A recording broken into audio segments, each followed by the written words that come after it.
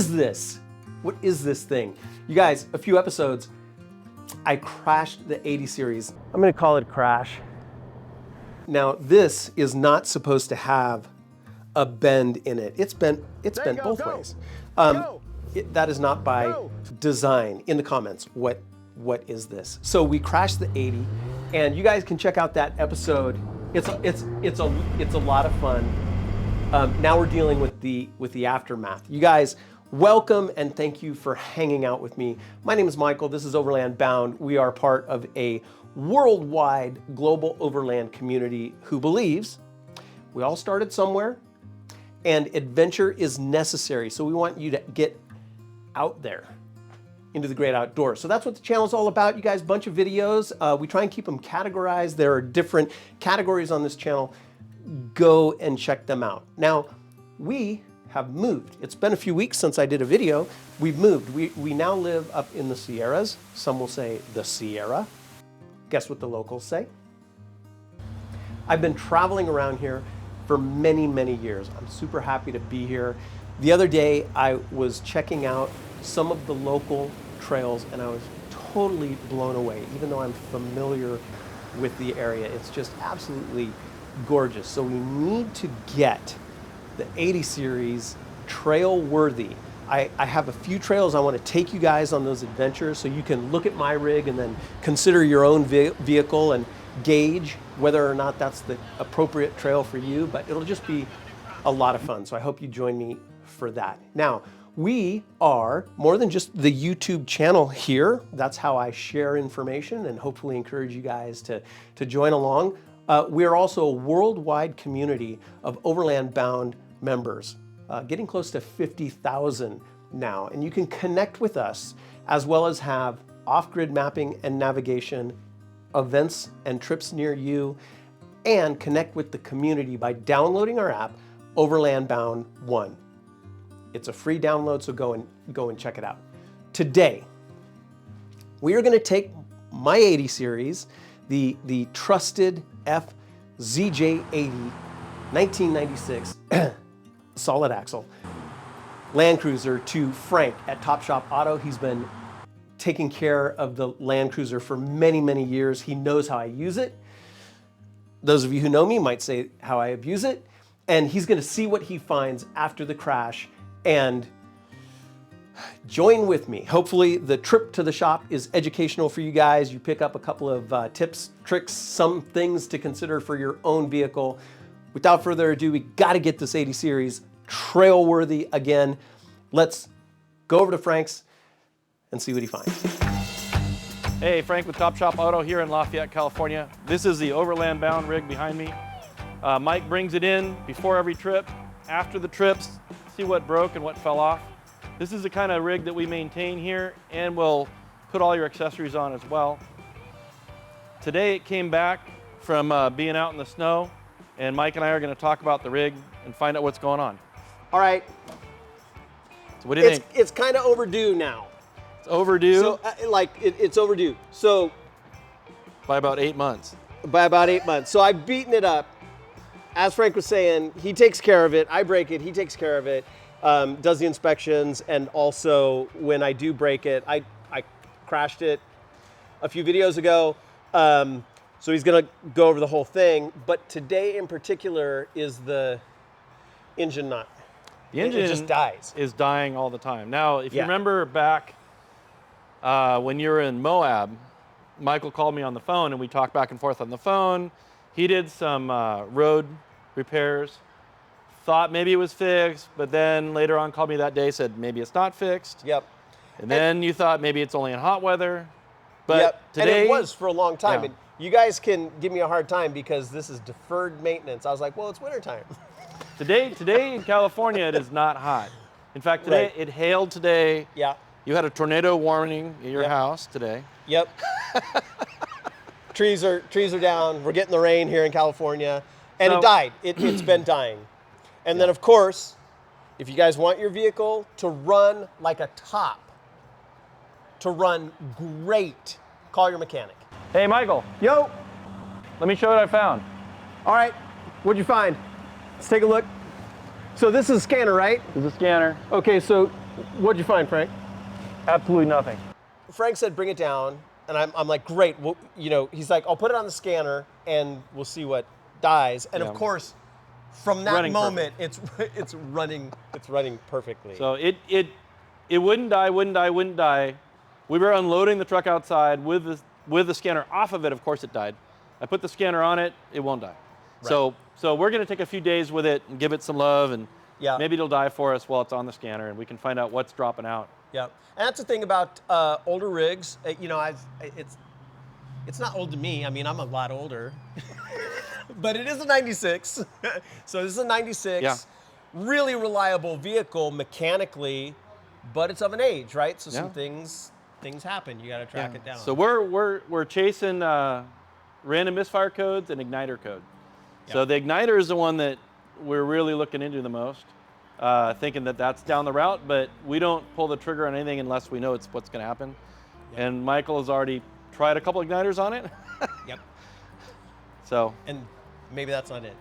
Yeah. Let's see. So some other things, right? So I did run off the road, crash the vehicle. Frank's going to inspect it. The eagle-eyed of you will notice that my front rack has shifted forward about 4 inches. We'll get that straightened out. What else do we have? So we're going to look underneath and just make sure nothing's bent and everything's in the right place and it's where it's supposed to be. Alignment. We're going to look at the alignment. We also have, he bent his rear trailing arms a long time ago on some rocks.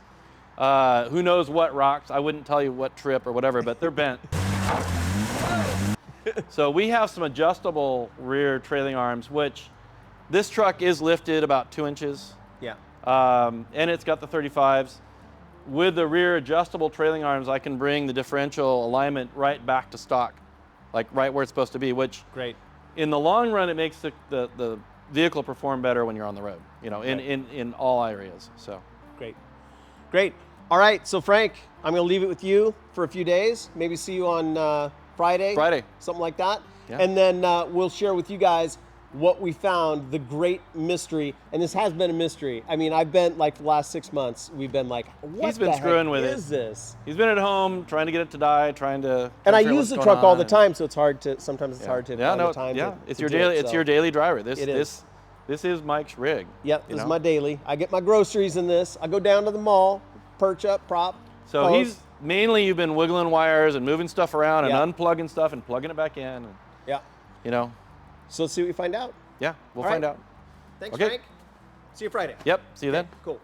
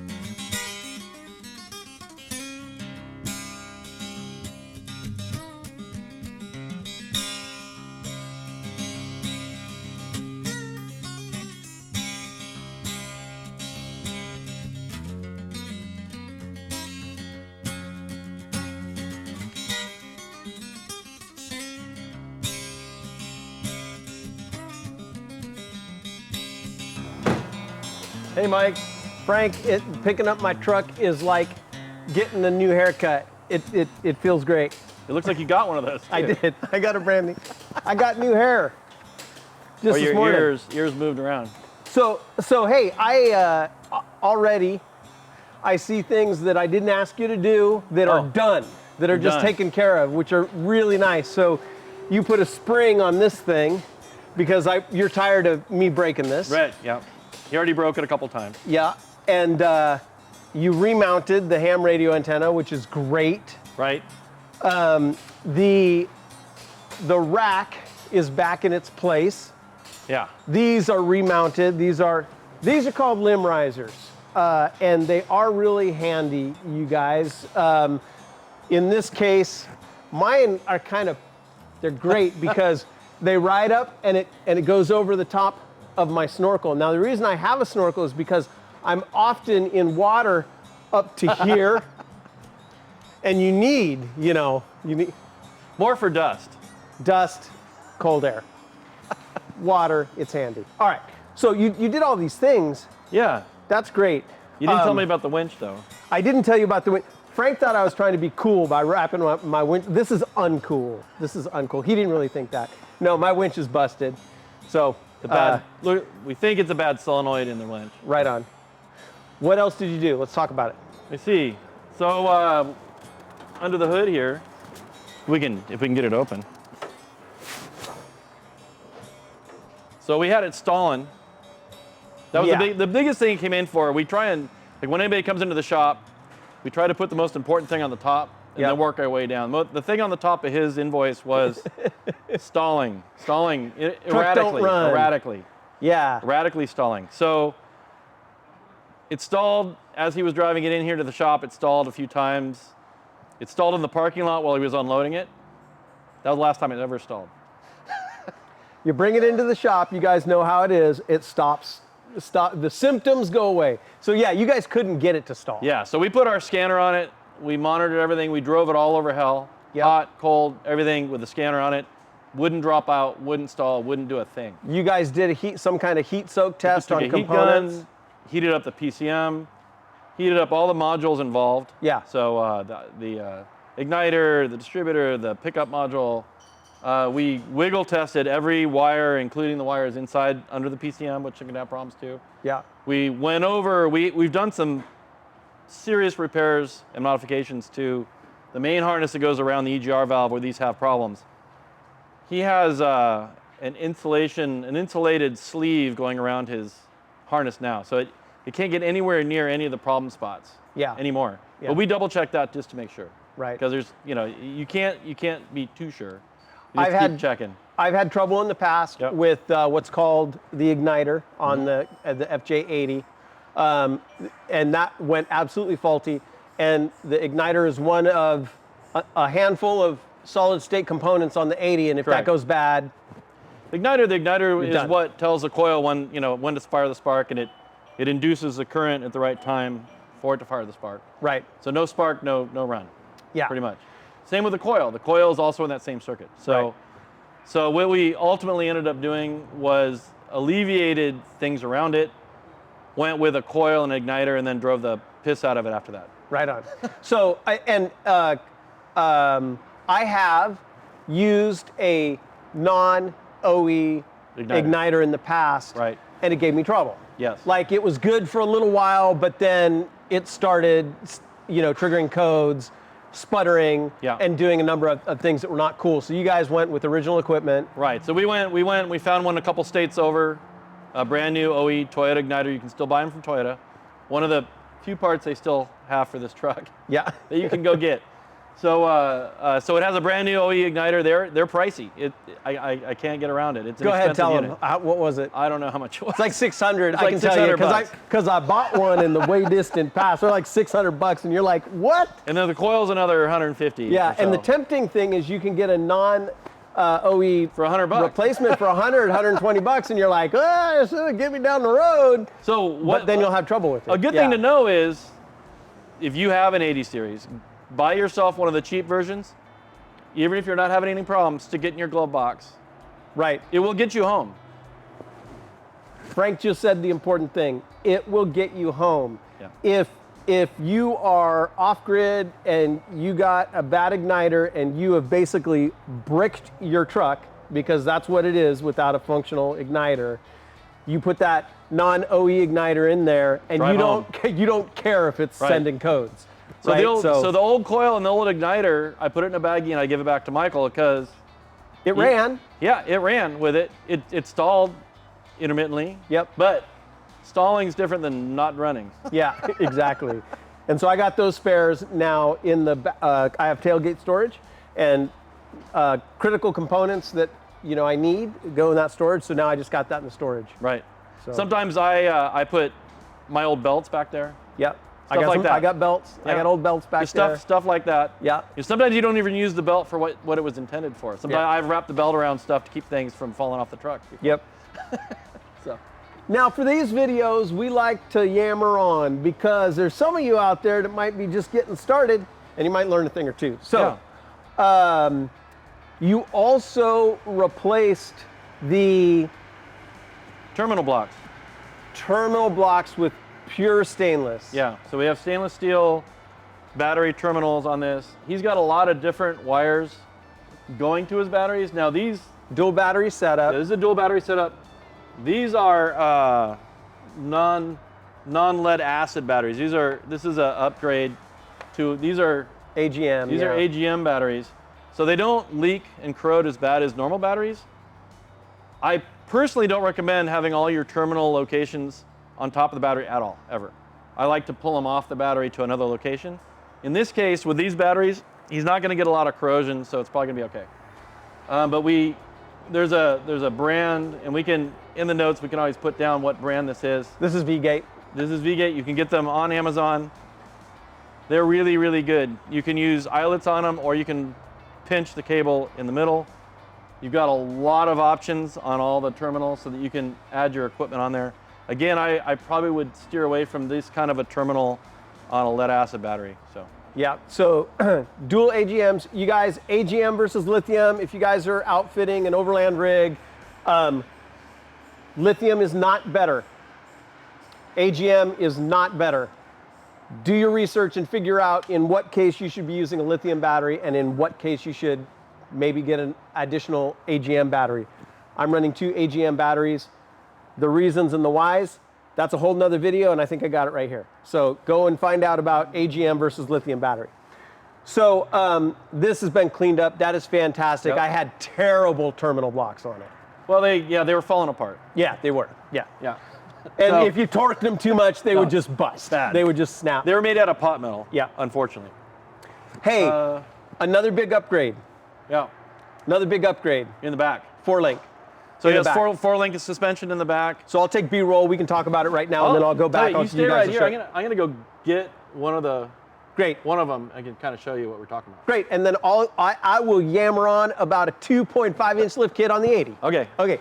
So I went with a 2.5-inch lift kit. It is an Old Man Emu. I've been running it since 2010. It's been the perfect amount of lift for me. I am not, super hardcore rock crawler, but I get her done. I get out there. So 2.5-inch lift. You can also lift that much without changing your suspension geometry too terribly. I do have offset caster bushings on the front so that it's a little bit, has good manners on the highway. But if you go up above 2.5-inch, then you really got to change your suspension geometry. But this amount of lift was pretty good, but suboptimal until we made this change. Well, remember, you only have to lift your truck to clear your tires. Yeah. So whenever you're building an off-road rig, start with your tires. What tires are you going to use and why? Yeah. You only want to go as high as clear your tires. Any higher and you're just going to roll over. Start from the ground up. Yep. So this has 4-link in the back, just like a race car. But this came factory stock with 4-link. You can see there's a problem with this particular one. And you could pull on that. It might even come out of there. I don't know.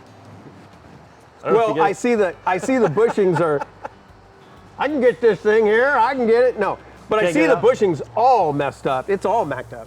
So there's 4 of these. So this is the lower one, this is the upper one. This is what keeps your rear end in line with the truck in the back. Because you got coil springs. So it's 2 coil springs and these here. A pair on each side. A pair on each side. Yeah. So if these bushings are bad, then your rear end waggles. Now this is true on yours, anything with 4-link. So all the Jeeps, all the Cherokees, all the Wranglers, the Dodge trucks, all have this kind of suspension. So if you've got a waggly rear end and it feels like it's all over the place on the road, start looking at these. Now, are they supposed to be curved like that? This particular one has a custom curve to it, and you can also see right here, this rust mark here. That's all the rocks that probably put a curve in this thing. Well, how'd that get bent like that? Who did that? Who did that? Michael probably did this, maybe on Slick Rock. I don't know, you have to go watch all his videos and look for when he was on it. What's that one called? That one's called something, but if you type in Slick Rock on the channel, you guys will see where this truck goes. This could be a Slick Rock here. Yeah, right there. very well could be. Because one time he was coming down Slick Rock. I was falling down slick rock. He was falling down slick rock, and there's one instance when you almost cringe when you hear it come off the rock. You see it bounce. Plung. Yeah, you see it bounce. The truck goes, kung, kung, and it's like, oh. Yeah, so that's probably it. So we've been meaning to do these for a while. I was trying to find the right arms to put in the back that are adjustable, because we do have a lift, so we had to adjust the pinion angle as well. This also allows us to adjust rear toe. Yep. So we can, with the alignment, we can make up for any inconsistencies in an old truck. Yep. With that, so after we changed these, we did a full alignment as well. Awesome. And we did an alignment because you went off the road in the snow And crashed it. and crashed it. Which is why you had to. Which is why you had to put the rack Which back. is why where- the rack slid forward about 6 inches. Yeah. So it's been That's another aligned. video you guys can watch. It's fun. It was a real crash, you guys. I didn't think I was going to back out. of that. The only damage we found was I think he hit this. Yeah. But everything else, this 80 didn't care. Really. Great. Didn't care. Great. Yeah. So Good old truck. Yeah. All right, you guys. Hey, Top Shop Auto here in Lafayette, California. If you happen to be in the California Bay Area or otherwise, give him a call. He'll give you good advice. Frank. We're Top Shop Auto at Instagram. Great. So Thank you very much, Yep. my friend. We talk to each other all the time. I shake hands with Frank just for the camera. Thanks a lot. All right.